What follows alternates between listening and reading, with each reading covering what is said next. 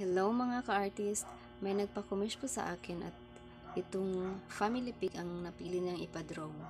At yan na nga, sinimulan ko na siyang i-drawing. Gamit ko sa pag-sketching is graded pencil muna, tas para sa dark lines ay charcoal pencil na yung ginamit ko.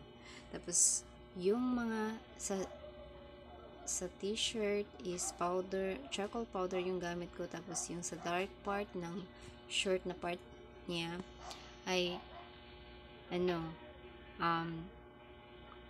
charcoal pencil muna, tapos pinatungan ko ng charcoal powder. At yun na nga, malapit na sana akong 50% sa aking whips. Kasali na yun yung tatay sa side niya. At na-post ko paunti-unti yung mga small whips, work in progress ko. At nakita ko yung umabot na siya ng 1.1k views. Sobrang saya ko at thankful nito.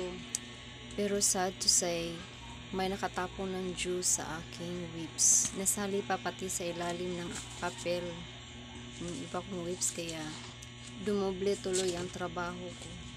At kailangan kong gumawa ulit